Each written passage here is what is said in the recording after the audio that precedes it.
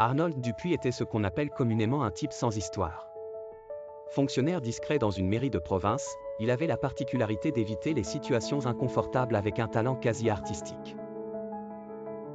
Pour lui, le danger, c'était les imprévus, ces moments où la vie, perfide, s'amusait à bouleverser son quotidien prévisible. Arnold aimait la routine.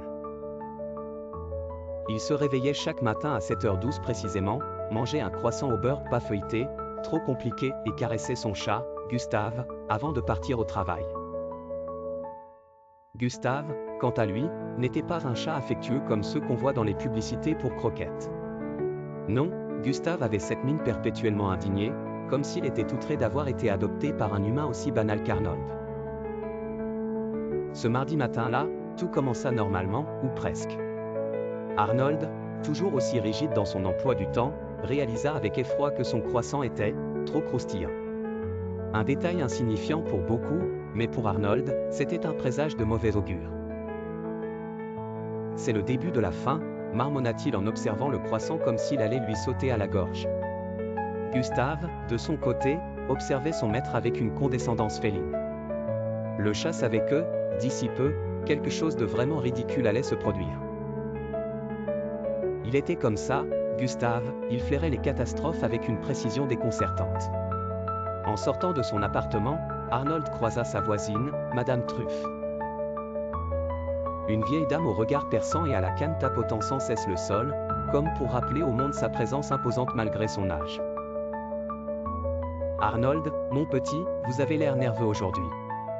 Quelque chose ne va pas ?» demanda-t-elle avec son sourire édenté. « Non, non, tout va bien », mentit-il maladroitement, incapable d'admettre que son croissant défectueux avait chamboulé son univers.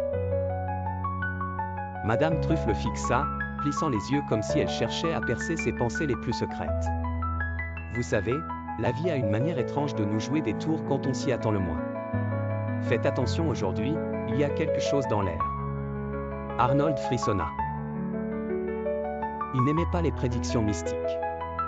Il préférait les choses claires, comme un rapport de taxe foncière bien rédigé. Pourtant, en descendant les escaliers, une pensée le hanta, et si cette journée tournait mal? Sur le chemin de la mairie, il se passa quelque chose d'inédit. Il marcha dans une flaque. Mais pas une simple flaque d'eau. Non, celle-ci avait la consistance d'une sorte de boue gluante et odorante, comme si elle provenait des tréfonds d'une décharge oubliée.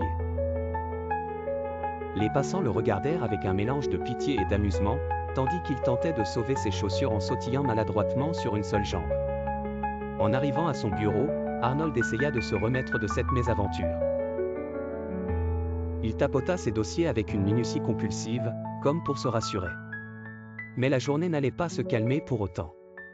Vers 10h45, son supérieur direct, Monsieur Legrand, un homme à l'apparence stricte et aux sourcils proéminents, surgit dans son bureau. « Dupuis, aboya-t-il. On a un problème avec les papiers pour le projet du nouveau parc. Vous avez rempli le mauvais formulaire. » Arnold blêmit. Lui, faire une erreur? Impensable. Pourtant, en jetant un œil au papier, il constata avec horreur qu'il avait effectivement rempli un formulaire pour un festival de musique folk, au lieu du projet de parc.